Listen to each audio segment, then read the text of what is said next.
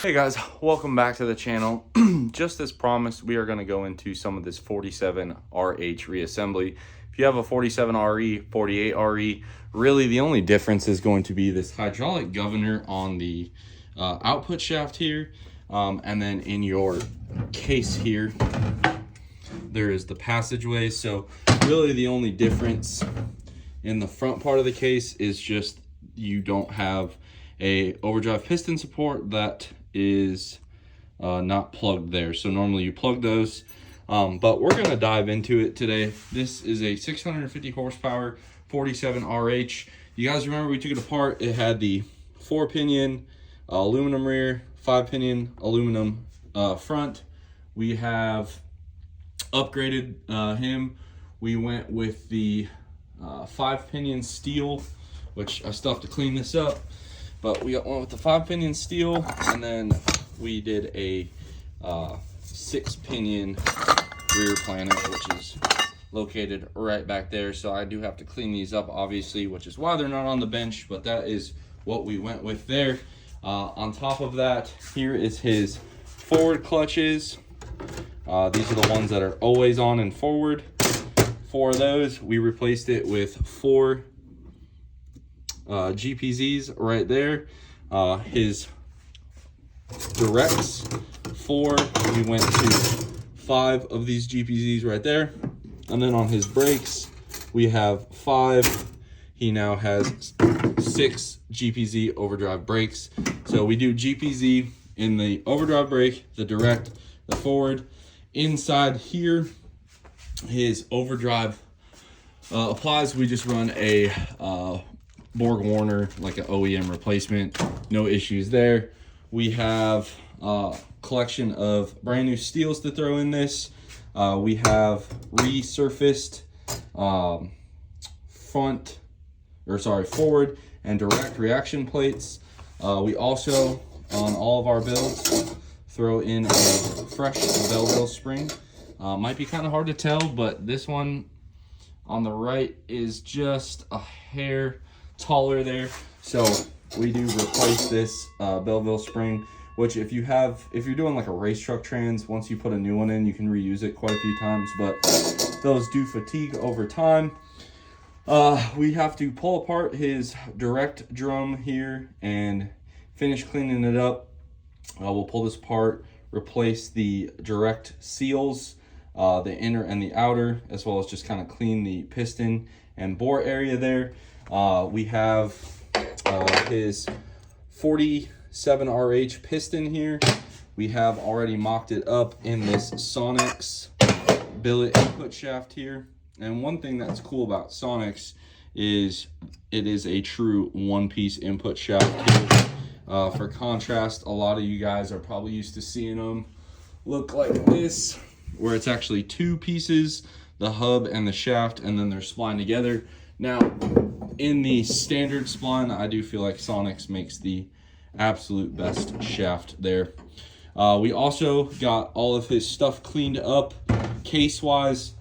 If you do not have a parts washer like we do, a lot of this CarQuest brake clean, some elbow grease, and you too can look like this. Here's one of the 5 pinions. But anyway, we got it all cleaned up. 4 lube mods, guys. I know some of you guys are asking. We have, you guys are gonna want to hit the old save button here, pause. But here is one of them. Actually, in the instructions there, it tells you to drill a 40 to 45 thousandths hole, about 625 thou out of here. You guys look, we got our Sprag lube hole there. Now you guys see these holes I drilled for the Sprag. This metal piece in here, that piece right there, will come loose. So on the lower horsepower stuff, I rivet them in. I drill an 1/8 inch hole. I put a rivet in there. On the high horsepower stuff, I will actually bolt it in. So all you do is drill and then you tap it, obviously. Now, to get your measurement here, you're gonna take your calipers, set them to about 1 and 200 thou, and you're gonna scratch the case in all these low spots right here. and you guys can kind of see the marks there, there, there. And what you do is you run your finger on the inside and you find the spot where the inner race teeth jet out, like there. So here's a high spot, there's a low spot. You want to hit the high spot, or the part that is the widest part, and basically you line up, you kind of look at your finger like that, and you drill your hole. Now I went on this tooth here, this is the high spot, there's the rivet, so that's how we take care of that.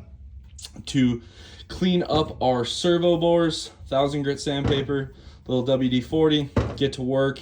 This one, in all honesty, wasn't bad, but some of them do require some work. I've even seen guys use like hones on them.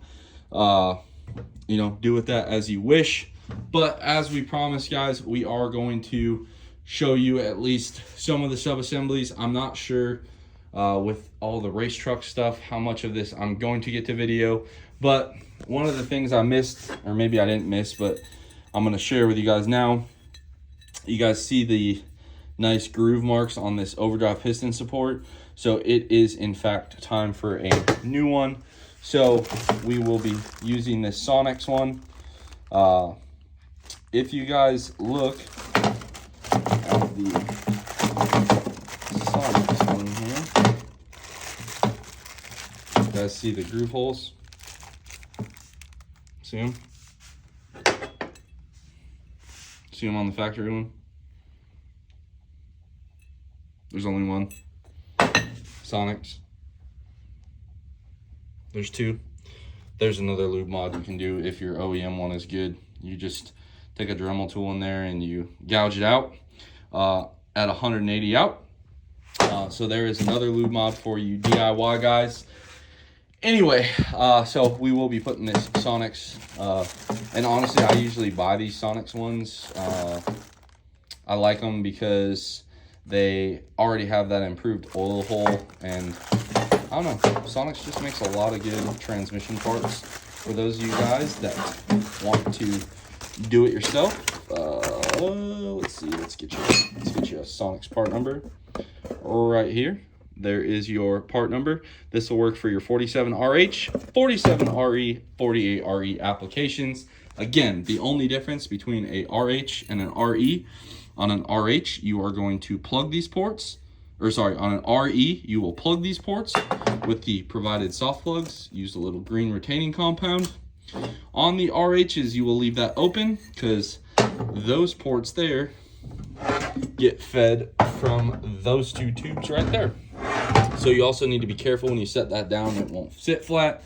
But last tidbit of info I got for you guys, soak your clutches. You guys see here, I just hammered a nail in there. I dump them in the bucket and I let them drip, and you want to let them soak. I do that for the bands as well. Now I'm going to go ahead and stack these up. I'm not sure the best way I'm going to do this, so I'm going to show you guys in the book. If you don't have this ATSG manual, you are bringing a knife to a gunfight. All right, I know there's probably a digital copy somewhere, but for those of you guys that are struggling, if you look here, you can see how this all goes. So you slide the input shaft into the rear clutch retainer, okay? Then we put our Belleville spring, which this is showing an early Belleville spring. Then you have your plastic spacer, which is this guy right here. If you melted yours, you can buy a new one or buy the Go-Rend billet Belleville, and it comes with a steel one. And then you're gonna come to a crossroads where you have the super wavy snap ring versus your factory direct kind of wavy. Super wavy goes in the forward, and you guys can see there. From there, we're going to put our apply plate, which is unmistakable. Has a groove in it, looks like this. Your apply plate. Then we will do friction, steel, friction, steel, friction, steel, friction. Apply reaction plate, which is these guys right here, really thick. And then you're going to use the snap ring. Now that is how, one of the ways you could set your overall play on this clutch pack. On the forwards, I like to run them around 25 thousandths. If it's a little tighter, I don't mind. If it's a little looser, I do like to tighten them up a little bit. On our direct drum, it goes steel, friction steel, and then you go on. Reaction plate goes right here. And again, the snap ring are different sizes. Now, the first thing you do on a built trans, you throw this thing out and you replace it with a actual snap ring here. And there are different thicknesses, 62, 74, 84, 9, I think there's a 90. But anyway, they have them in incremental sizes. And that is how you set this. You can also machine this piston down if you need clearance. Basically, between the piston, and you can do the same thing on this, between the piston, this piston, and then the snap rings here, like this one here, as well as the different thickness of steels. So if you look here, might be hard to tell on camera, but right, oh sweet, it's spread. You guys see the thin ones over here, the thick ones right here. These are, I think, 84, can't remember off the top of my head, and these are like 70s. You can play around with those, as well as they make different thickness frictions. Now, these are all the thin ones, but they do make thicker ones. So it's a numbers game, guys. On the direct clearance, I like to set mine right around 90 thousandths, 95 thousandths. That's what I shoot for on the direct drum. Moving on, we have our overdrive brake, which will be a whole different discussion. But in order to get an extra clutch in there with the paper thin steels, we do run a machined reaction plate. Now, we buy these machined reaction plates. These are from PDD. They are CNC cut. They have a nice step in them. And if you look, the step is just enough to stick another friction and steel in. So shout out to those guys. These I have never seen break. It's the ones that take almost half of the thickness that I've seen break. I don't mind running the stepped ones in here. And honestly, the stepped ones, again, in the direct is how we're going to achieve an extra clutch in this unit here. Again, on the lower horsepower stuff, on a factory drum, it's all right. If this was a 48 drum, we could go machine reaction plate and put 6 in it. If you have a factory 48, you can just put your factory 5 back in. If you have one of those right there, the billet drums, you can put 6 in it and 7 if you run a machine reaction plate. Guys, on the black truck, we run a 48 drum with 5 in the direct. That's it. That's all I run. In the forward, I run 4 in the direct. Like I said before, I think ATS is the only company that still does it.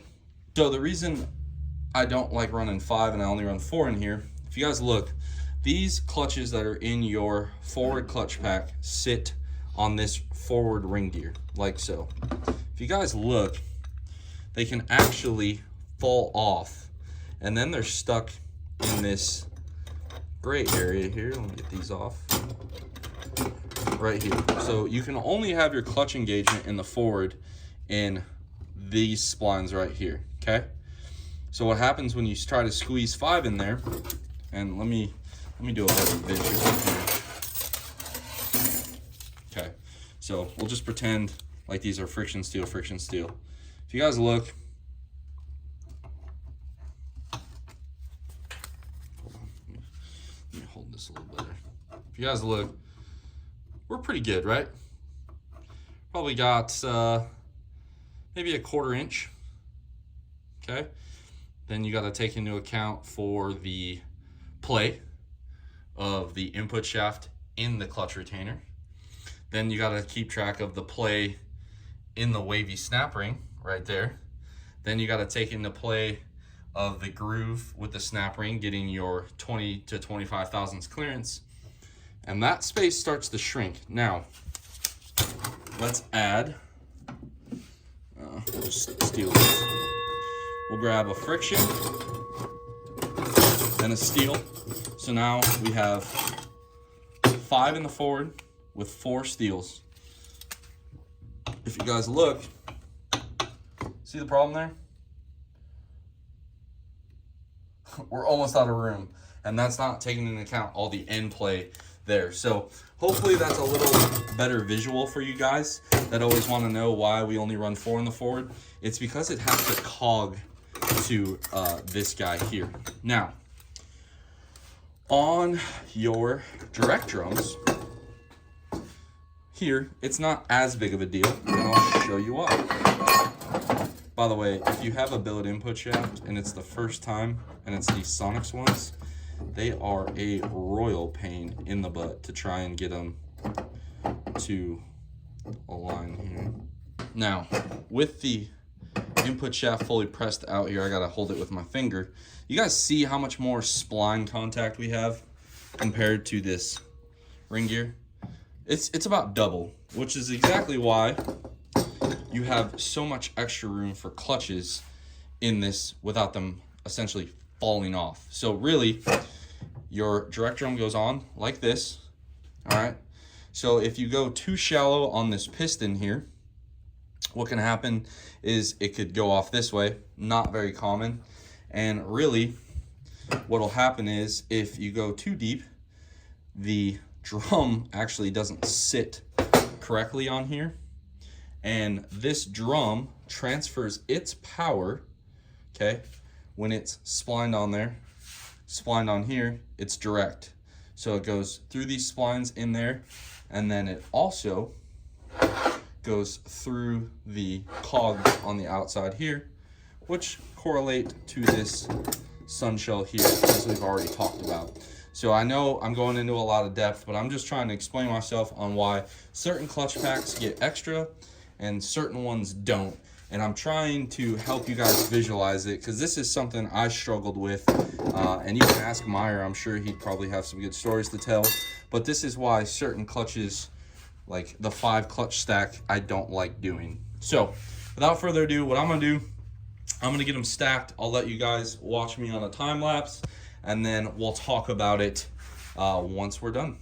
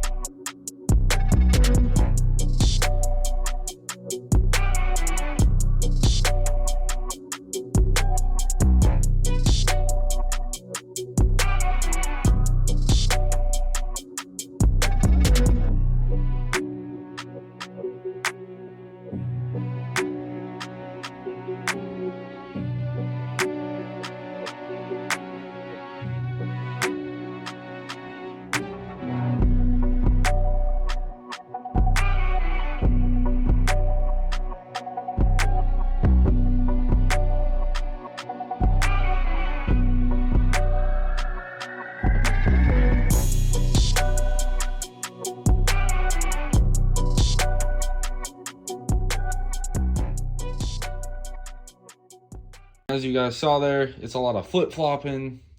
Basically what we ended up with was 72 thousandths steels, 1 thick steel, and then a 62 thousand snap ring And that's why, for those of you guys that are trying to do this at your own house, I've said it before, I'll say it again, you need to have a lot of different snap rings or access to a lathe to trim some of this stuff down, etc. But we're set up there. We got 4 in the forward. So now this sub-assembly is done. The only thing I didn't talk about, and I will right now, is this steel ring here. You got to put that on. It comes in your gasket kit, and then your 2 sealing rings right here. So this one is done. I'm going to set it off to the side. Now I'm going to do the same thing with the direct drum. I'll get it pulled apart first, show you guys it, and then I'll put it all back together. Now somewhere they make a tool for this. I did not have one the first time I went to take this apart. V-band clamp, head bolt. I mean, you know what they say, guys, it's only crazy if it doesn't work, right? So we'll set this danger to manifold thing off to the side here. And here is your snap ring, your spring retainer. And then this is the typical stack out for a diesel: 3, skip 2, 3, skip 2, 3, skip 2. I do know there's a couple of builders out there that run a different variation. A lot of that has to do with the second gear band timing. All I will tell you is, if you're refreshing somebody else's build, assuming it didn't have a 2-3 failure, I would recommend putting it back the way they did it with the servo and lever they did it. The only time I would change this is if you're doing a new servo, lever, and everything else. So what I do is I will run this with the upgraded spring for the second gear servo. I run that billet servo cover there, and I run a 4-2 lever, and I keep it like this. Again, do with that information as you will. This is how I do it. It works well for me. So all you do is kind of pull this guy up here, which there are 2 seals, so a lot of times it'll fight you, but we'll pull that out and I'll get it cleaned up, put new seals on, change it over.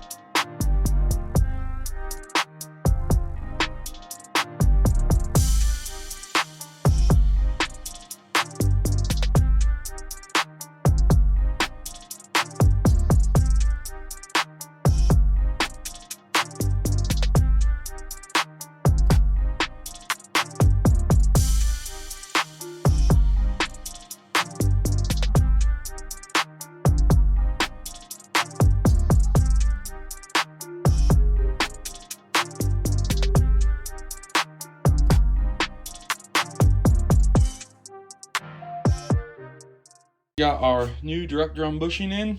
We have 101 snap ring, machine reaction plate, 5 in the direct here, right at 91 thousandths on the clearance. So we are good there. So we got our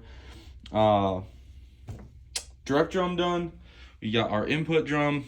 Now we will move on to our overdrive brake. I'm not too sure.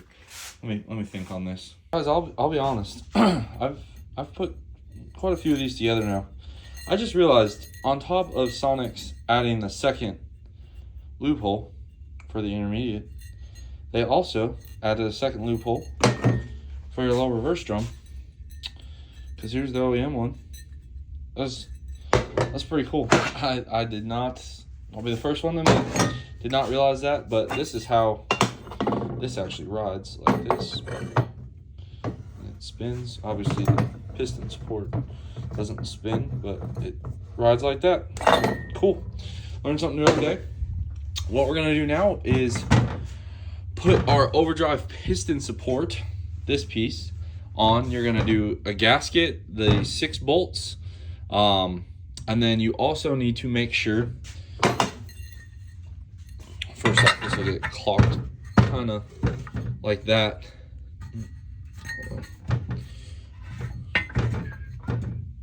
If you guys look real close here, you just need to make sure that's lined up.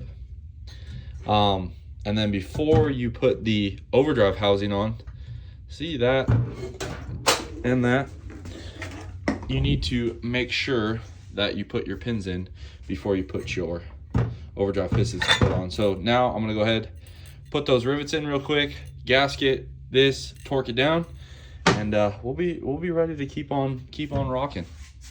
And that is what they look like, guys. Very simple, easy, straightforward.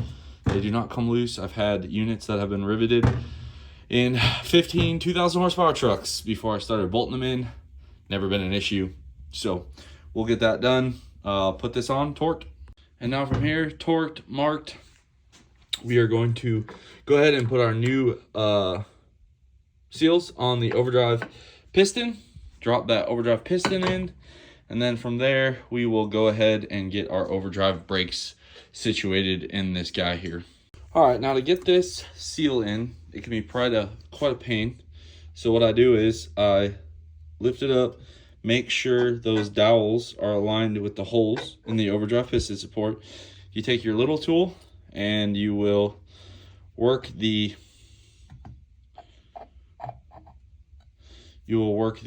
little seal down on the inside, and then it just barely starts enough where you can actually put, so I don't know, I might not be able to do this one-handed, guys. I apologize. Let's see here.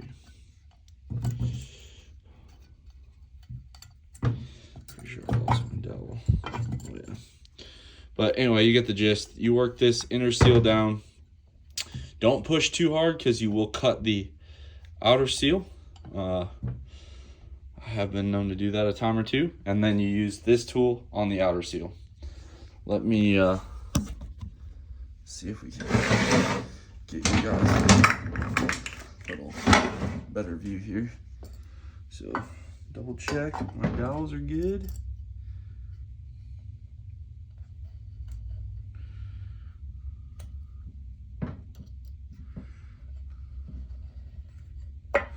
All right, so we got that one in, and you should be able to turn it just a little bit and feel the dowels. You guys can maybe see, maybe you can't, but the other thing I look for is rubber. It'll kind of tell you if you have any cuts on your seal before you send it home. And you basically just work this little girl back and forth until it's kind of started here.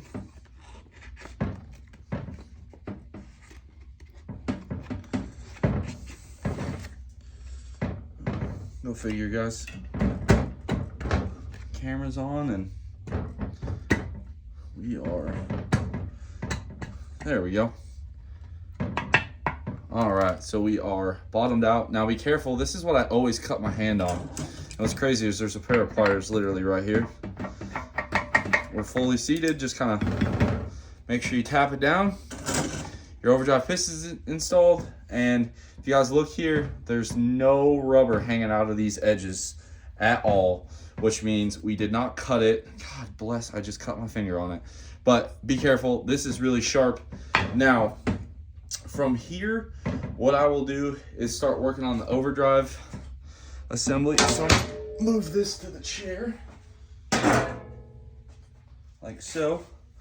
And we'll bring this guy over. Now on the two-wheel drives, kind of sucks because they're two-wheel drive and they're not flat on the bottom. But if you guys ever build four-wheel drives and wonder what all these are, it is a two-wheel drive output shaft seal. So what you're gonna want to do is take a hammer and your pry bar here, and you're just gonna kind of start working its way out. So,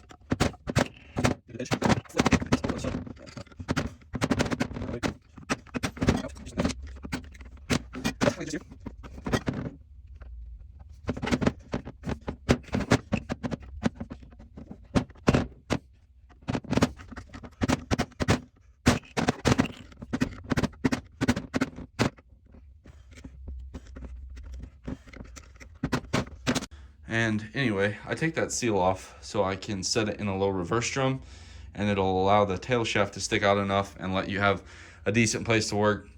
I do have a transmission stand on our way from a good friend of ours down in Tennessee, but it is not here yet, so we're making do. Guys, this new phone, it like the system data like fills up the phone. I don't know, I'm working with Apple, but I did press this apart. We have our pressing tool. We are obviously, we got the fresh Borg warners in there. You guys see the part number. And what I do is you get your alignment tool or an intermediate shaft, your choice. You'll put it in here. This is the snap ring that you want to replace, as you guys can see there. This is the one you'll reuse. And when you go to put this back together, something that Meyer showed me, take the bearing from your overdrive piston, put it under here, so then you can kind of jiggle this back and forth so you don't fight it putting it back together. So you get it to where you can put the first snap ring in. You're getting pretty close, and get it to about right there. And then the most satisfying part is getting all of these steels to drop in like so.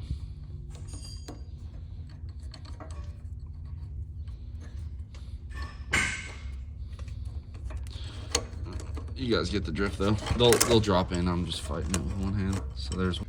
Inner snap ring in. Got a fresh one, just as proof. There's the old one. Take our little press apparatus apart. If you guys are bending this tool, it's getting bound up on the teeth there. And then this always is fun trying to get out, but I digress. Just wanted to show you guys that we do not only pull this apart, but we also do replace it. And we replace the snap ring and the overdrive apply clutches and steels. Again, they look like these right here. And we set that up. I take those apart from the factory and I put them back together with the same steel and clutch count as the factory. I don't mess around with it at all. All the magic happens in the overdrive brake. And I got ahead of myself again. Overdrive drum, set that on there, slide it down. On the RHs, you gotta loosen up, just loosen this bolt, it'll flop right down. Take a set of snap rings there, and now, if you guys look, it's kind of hard to show you, but there is very, very, very little play in this transmission. So we get our dial indicator set up. I'm trying to do this one hand, guys, so cut me some slack here, but we're gonna basically try to lift up the output shaft. So we're trying to check how much play this snap ring has in the overall case. So I'm gonna get that checked. I'll give you the measurement. So we're right at 12, which is very good. But on these two-wheel drives, I don't know, guys. The two-wheel drives always seem to be in a lot better shape. So now we have this. Before we start, we're gonna take, you guys look here, see all these friction steels? Okay, so there's a wavy, a straight, and then over here, there's a wire. Now, we are going to go to our book, and I'm only using the book because I want to show you guys exactly how to do this yourselves, because at the end of the day, no one is ever going to do this for you. Measuring, nope. Okay, not too far.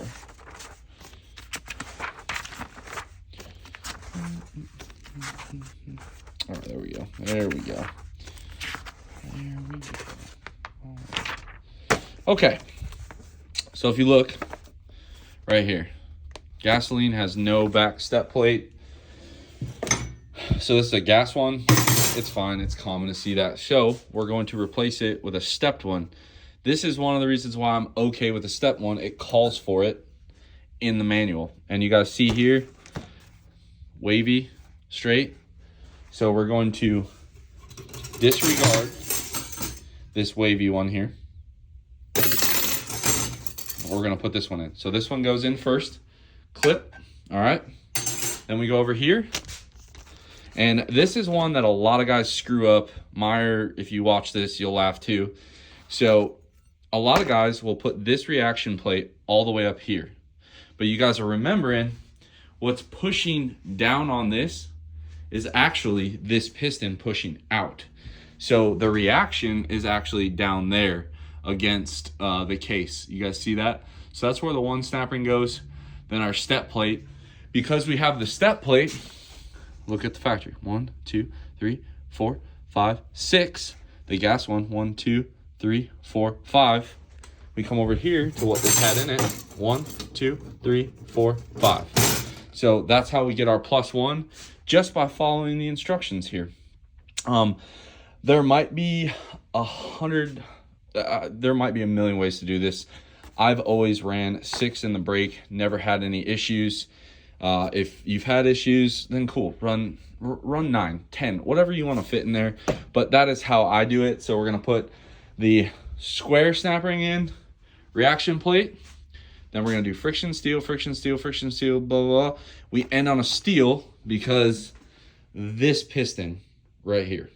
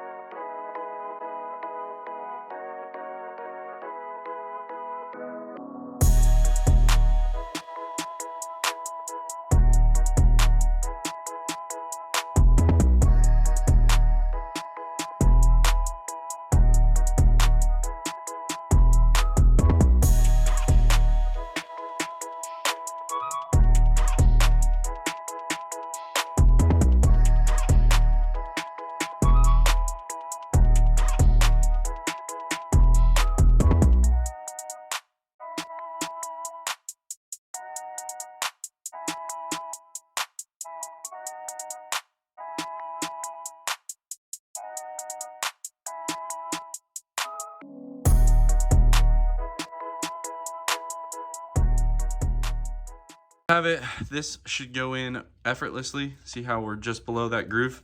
Now, what matters the most on this is the tool for this depth and measuring the hub tool. This, as long as you don't have to fight the snap ring, it should be pretty close to flush to that case right there. If you're good there, oh wow, peek that fingerprint, my God, then you're good to go. That's gonna be our wrap on the video today. We went over the forward assembly, the direct assembly, how I clean the case, couple lube mods for you guys. We also went over case prep and our overdrive section. Now, from our next video will be planetaries on the intermediate shaft, measuring our intermediate shaft selector spacer, our overdrive piston spacer, stacking the sub-assemblies, checking overall end play and servo installation in the main case. I wanted to keep these kind of short, and that way if you guys only need help with one part, you don't have to go through like a whole long video. It'll be a shorter video. So we will finish this up, I promise you. Yeah, hopefully you guys like this one. Drop a comment down below. Let me know what you think. Subscribe if you are not already, guys. And as always, I'll catch y'all on the next one.